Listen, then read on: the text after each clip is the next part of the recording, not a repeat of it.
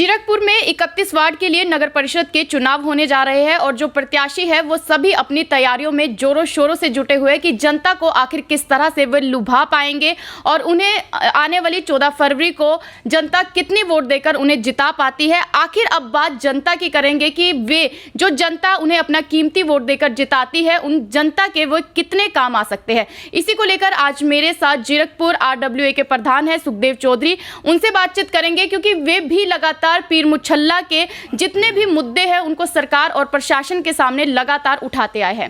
Sir, सबसे पहले स्वागत है आपका। नमस्कार जी। सर, आप लगातार पीर मुछल्ला के जो देखे जाए मुद्दे हैं उनको लगातार सरकार और प्रशासन के सामने रखते आए हैं। सर, क्या कहेंगे, इस बार नगर परिषद के चुनाव होने जा रहे हैं, सभी जो कैंडिडेट है मैदान में है और अपने वादे वे जनता से बहुत किए जा रहे हैं। आप पीर मुछल्ला में रह भी रहे हैं सर, पीर मुछल्ला के मुद्दे भी उठा रहे हैं, क्या कहेंगे सर?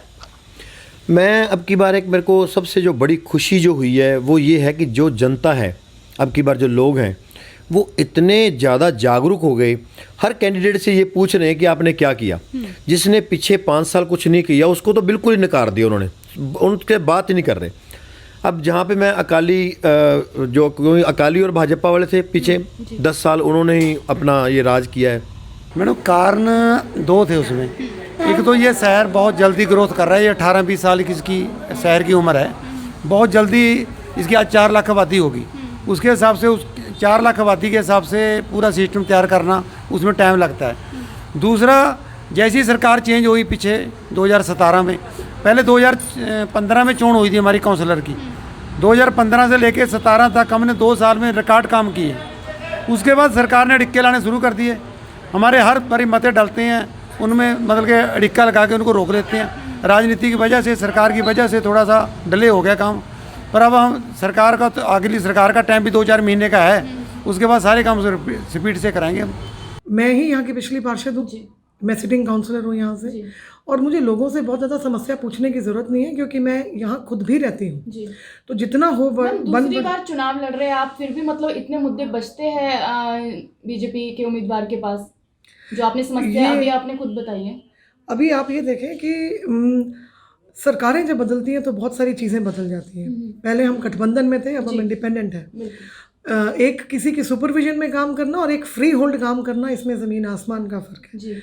हमने छोटी भाई वाली होते हुए भी, और जब दूसरी सरकार आ गई उसके बावजूद हमने बहुत काम किए, और अब तो हम बिल्कुल फ्री होल्ड हो गए हैं। और अब 2022 में हमारी सरकार आना भी तय है, तो अब जो काम होंगे वो एक्चुअल में विकास की स्पीड, भारतीय जनता पार्टी का जब हाउस होगा और भारतीय जनता पार्टी की जब स्टेट में गवर्नमेंट होगी तो यहाँ पर जो विकास का स्तर होगा लोगों की इमेजिनेशन से भी बाहर होगा। उस एरिया में जहाँ अकाली थे, अकालियों से लोग पूछ रहे हैं कि बताओ आपने 5 साल जिसने किया है, अगर किसी भी MC ने कुछ किया है तो वो लोग एक्सेप्ट कर रहे हैं, ओके जिसने किया, लेकिन कोई ऐसा मिला नहीं। और जो भाजपा के थे वो उनके पास अब बहाना है जी हमें करने नहीं दे रहे थे जी, NK शर्मा ने करने नहीं दिया। ये झूठ है इनका सारा, क्योंकि ऐसा कुछ नहीं है। जब MC बनता है, MC की इतनी पावर होती है, अपने एरिया में काम करवा सकता है, लेकिन उन्होंने कुछ नहीं करवाया किसी तरह का। हम लड़ते रहे, हम मरते रहे, लेकिन इन्होंने एक भी यहाँ पे कोई, जैसे मैं पीरशल्ला की बात करूँ, डकोली एरिया में सड़कें 100 फुट वाली 84 फुट कर दी, 84 से 66 फुट कर दी, कुछ सड़कें तो ख़त्म ही कर दी, उस पर फ्लैट ही बना दिए। स्ट्रीट लाइट कभी देखी नहीं, कभी सफाई वाला नहीं आया, आवारा पशु यहाँ पे घूम रहे हैं। डंपिंग ग्राउंड देखो, ये मैंने कितनी मेहनत करके, कुछ लोग क्रेडिट ले लेते हैं कि डंपिंग ग्राउंड मैंने बनाया। ये देखो पेपर, ये मेरे पास भरे पड़े हैं RTI से, ये पूरा RTI की फाइल है जिसमें मैंने टोटल, मेरा ये देखो कैसे, मैं नक्शे तक भी है मेरे पास, कितना खर्चा आया डंपिंग ग्राउंड पे, कौन सी टाइलें लगी हैं, टीन कहाँ से आए हैं, CSI कौन है, इनका चीफ कौन है, किसको मैंने लेटर डाल के 1.5 साल मुझे लगे इस डंपिंग ग्राउंड को उठवाने के चक्कर में लगो। लेकिन चलो एक बार साफ़ सफाई होगी और इसको उठा के भी छोड़ेंगे। ये ज़रूरी नहीं है कि ये अपना फ़ोटो करवा के और भी हाँ जी मैंने करवाया है, तो फ्रॉडी लोग हैं ये। सर, बात की जाए वार्ड 10 से, हमने अकाली के जो पूर्व पार्षद भी रह चुके हैं उनसे बातचीत की है कि आप इस वार्ड से चुनाव लड़ने जा रहे हैं, क्या मुद्दे आपके। उन्होंने बहुत सी समस्या हमें गिनवा दी, तो मैंने उनसे सवाल किया कि आप पूर्व पार्षद रह चुके हैं, फिर भी आपके पास इतनी समस्या इस बार चुनाव में है जिनको लेकर आप खड़े होते हैं। तो उनका कहना साफ तौर पर यह है कि वो वार्ड नंबर 11 से पहले पार्षद थे, अब वो वार्ड 10 से है। वार्ड 11 में सारे काम हुए लेकिन 10 में नहीं हुए। तो सर क्या कहेंगे आप, मतलब पूर्व पार्षद रहते हुए भी इतने काम नहीं हो पाए। बात की जाए पूरे पीर मुछल्ला की, ये इनको जो 11 नंबर वार्ड छोड़ के यहाँ क्यों भागे हैं, कांग्रेस वाला वो अपना वार्ड छोड़ के यहाँ 9 नंबर छोड़ के यहाँ क्यों भागे हैं? ये इसलिए भागे कि वहाँ पे कुछ काम नहीं किया। 12 जो इसकी बात करें 11 नंबर वार्ड जो बना है अकालियों का है, इनसे पूछो एक भी काम गिना दें, ये क्या कहेंगे कि मैंने नेचर पार्क बना दी। नेचर पार्क हम लोगों ने कितने धक्के खा के बनवाई है, और उसके बाद जैसी बनी उसके बाद 1 रुपया इन्होंने नहीं जारी किया। ये एमसी था, सिंगल रुपये भी इन्होंने दिया। मैंने आरटीआई मेरे को मैं हर चीज़ मेरे पास पेपर मिलेंगे आपको, ये पेपर मिलेंगे, ये मेरे पास फाइलें भरी हुई हैं। इसी वजह से हमें ये रोष मार्च भी निकालना पड़ा। पूरे जीरकपुर में हमने ये रोष मार्च निकाला। कितने हम कौन सा है जो हमने नहीं किया, रोष मार्च हमने निकाला। ये हम देखो कहाँ कहाँ मीटिंगों में एडीसी के पास जाके भी धक्के खाए हैं, कितने धरने दिए हैं। देखो नेचर पार्क की ये बात करते हैं, नेचर पार्क, ये नेचर पार्क में हम खड़े हैं, काम करवाने के लिए खड़े, लेकिन नेचर पार्क का काम हुआ, अगले दिन इन्होंने कांग्रेस ने रुकवा दिया। किस मुंह से ये वोट मांगने आए हैं, पता नहीं लगता। सर बात करूं मैं पूर्व पार्षद की ही बात कर लेते हैं, क्योंकि पूर्व पार्षद पहले भी पार्षद रह चुका, तो इस बार भी चुनाव होने जा रहे हैं, बहुत सी समस्या को उठा रहे हैं। बीजेपी के उम्मीदवार की बात करती हूँ, वार्ड 10 से है एकता नागपाल जी। उनका साफ तौर पर यह कहना है कि जब उनसे ये पूछा गया कि आप किन मुद्दों को लेकर चुनाव में खड़े हुए, तो उनका साफ तौर पर बहुत सी समस्या उन्होंने हमें बता दी। तो उनसे भी हमारा यही सवाल कि आप पहले भी पार्षद रह चुके हैं, उसके बाद भी आपके पास इतनी समस्या बचती है, तो उनका सीधे तौर पर उन्होंने पल्ला झाड़ दिया ये कहकर कि पहले अकाली और बीजेपी का गठबंधन था, लेकिन इस बार उनके पास एक रुतबा है, बीजेपी अलग पार्टी कैंडिडेट खड़े हो रहे, तो इस बार भी अपने काम को अच्छे से करवा पाएंगे। सर कहीं ना कहीं पूरा पल्ला उन्होंने अकाली दल पर छोड़ दिया, तो क्या कहेंगे सर? इसको जनता तो आखिरकार परेशान है ना सर? ये बात सिर्फ उनसे एक बार दोबारा से भी उनसे पूछें कि जितने ये इलीगल कंस्ट्रक्शन हुई हैं, ये किसकी रजामंदी से हुई हैं? अकालियों की रजामंदी से। बोलें, ओपनली बोलें कि ये अकालियों ने कराए हैं जी। ये जो इलीगल कंस्ट्रक्शन हुई है, ये जितने सड़कें इंक्रोचमेंट हुई हैं, ये अकालियों ने करवाई हैं। अपने मुंह से बोलें, क्योंकि एमसी ये थे। फिर इसके बाद 5 सालों में लोग अब जवाब देंगे, वोट भी आगे 2 दिन बाद वोट भी हैं, लोग वोट कॉस्ट करेंगे तो पता लगेगा कि इन लोगों ने किया क्या है।